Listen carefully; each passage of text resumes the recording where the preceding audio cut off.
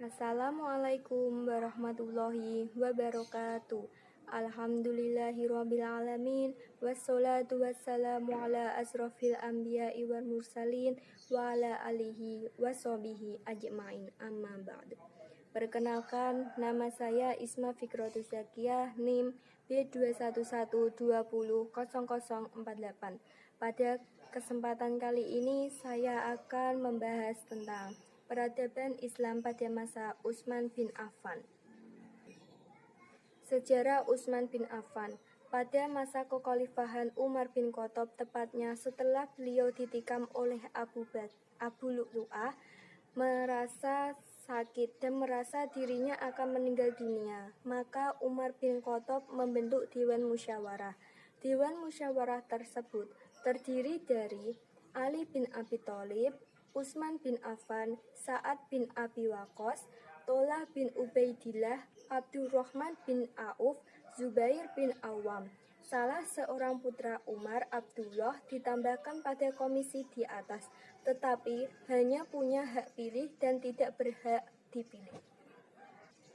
Setelah Umar bin Khattab wafat, maka mereka segera berunding untuk membahas siapa yang akan meneruskan estafet kepemimpinan atau kekhalifahan. Abdurrahman bin Auf mengusulkan agar dia diperkenankan mengundurkan diri, tetapi kepadanya ditugaskan bermusyawarah dengan kaum muslimin dan memilih seorang untuk menjadi khalifah di antara sahabat-sahabat yang telah ditunjuk oleh Umar bin Khattab. Ketika itu sempat terjadi aksi dukung-mendukung antara kelompok Ali dan kelompok Utsman. Melalui persaingan yang ketat dengan Ali, sidang syuro akhirnya memberi mandat kekhalifahan kepada Utsman bin Affan. Akhirnya, Utsman terpilih menjadi khalifah pengganti Umar bin Khattab. Dalam pengangkatan Utsman, tampak bahwa musyawarah itu dilaksanakan oleh tokoh-tokoh senior atau tim formatur, tetapi terkesan tidak ada peluang untuk berbeda pendapat sebagaimana yang telah diwariskan oleh Umar bin Khattab, karena khawatir terjadi keributan. Sahabat-sahabat yang tergabung dalam dewan posisinya seimbang, tidak ada yang lebih menonjol, sehingga cukup sulit untuk menetapkan salah seorang dari mereka sebagai pengganti Umar. Tidaklah heran bila terjadi tarik ulur pendapat yang sangat alot. Adapun keberhasilan yang pernah dicapai Utsman bin Affan yaitu sebagai khalifah semenjak 23-35 Hijrah atau 644-656 Masehi.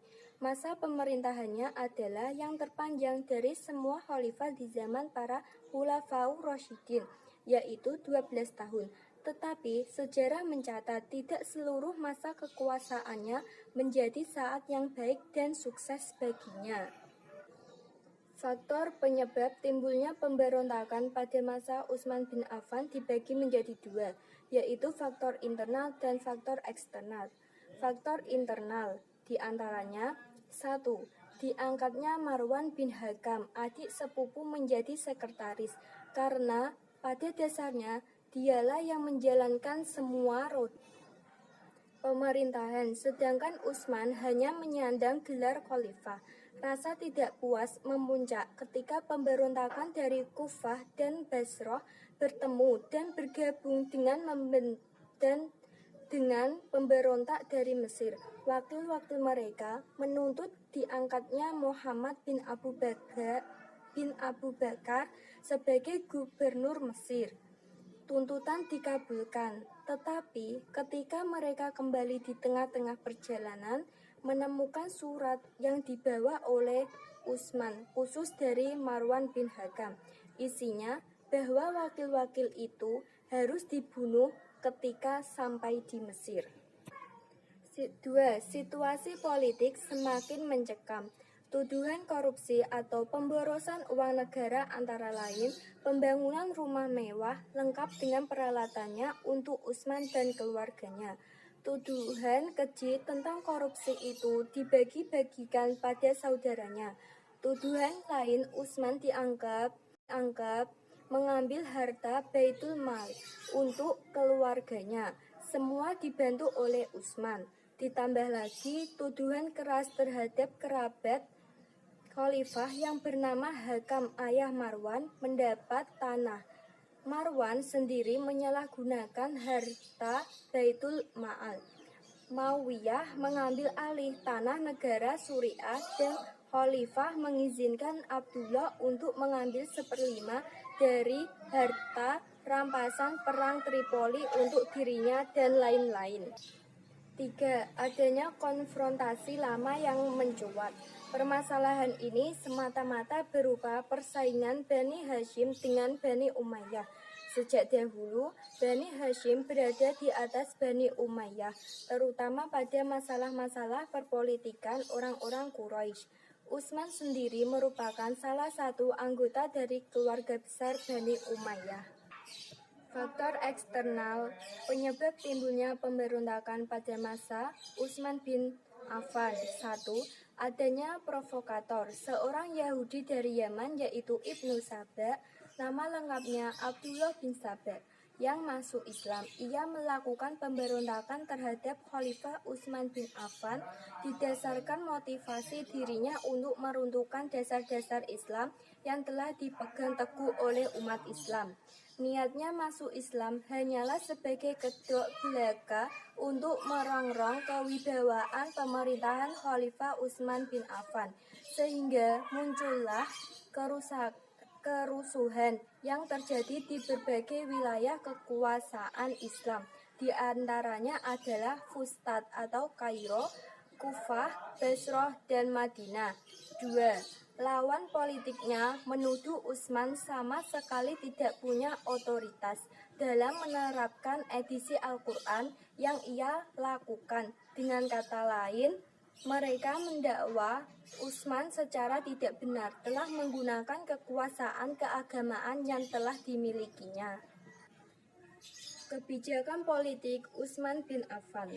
Tuduhan nepotisme terhadap kepemimpinan Utsman bin Affan hanyalah intrik politik oleh para pesaingnya yang juga memiliki kepentingan kekuasaan. Hal tersebut terlihat dari adanya reaksi mereka yang sengaja mengeruhkan suasana agar pemerintah dalam keadaan goyang sembari mencari titik kelemahan yang dimiliki oleh Khalifah Utsman bin Affan.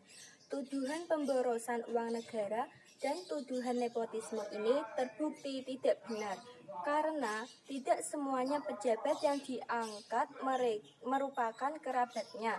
Selain itu, meski kerabatnya sendiri, jika pejabat tersebut melakukan kesalahan, maka Utsman tidak segan-segan untuk menghukum dan memecatnya. Sayangnya, tuduhan nepotisme itu terlalu kuat, sehingga banyak yang beranggapan bahwa Utsman telah melakukan nepotisme. Hal ini diperkuat dengan adanya golongan Syiah, yaitu golongan yang sangat fanatik terhadap Ali dan berharap Ali yang menjadi khalifah, bukan Utsman. Fitnah yang terus melanda Utsman inilah yang memicu kekacauan dan akhirnya menyebabkan Utsman terbunuh di rumahnya setelah dimasuki oleh sekelompok orang yang berdemonstrasi di depan rumahnya. Setelah meninggalnya Utsman, lalu Ali ditunjuk menjadi pengganti Khalifah Utsman untuk mencegah kekacauan yang lebih lanjut. Kronologi terbunuhnya Utsman bin Affan. Rasa tidak puas terhadap Khalifah Utsman semakin besar dan menyeluruh, bahkan memuncak ketika pemberontakan dari Kufah dan Basrah bertemu dan bergabung dengan pemberontak di Mesir. Segala perasaan yang tersimpan saat ini mereka keluarkan dan mereka teriak-teriakkan. Rakyat bangkit menentang gubernur yang diangkat oleh khalifah. Beberapa pembesar yang berdiri di belakang pemberontakan itu ikut mengancam tindakan Utsman, beranggapan bahwa Utsman telah melakukan nepotisme dan didukungnya golongan yang fanatik terhadap Ali bin Abi Thalib dan harap Ali Sabah, nama lengkapnya Abdullah bin Sabah, adalah seorang Yahudi dari Yaman yang masuk Islam. Ia merupakan provokator yang berada di balik pemberontakan maupun pembunuhan terhadap Utsman bin Affan. Mereka pergi ke Madinah untuk meminta Utsman memecat pejabat yang dianggap menyeleweng atau mengundurkan diri dari kekhalifahan, tetapi permintaan itu ditolak oleh Utsman. Sedangkan Ali bin Abi Thalib ingin menyelesaikan persoalan tersebut dengan jalan damai, tetapi mereka tidak dapat menerimanya. Penolakan tersebut mengakibatkan konflik yang sangat besar.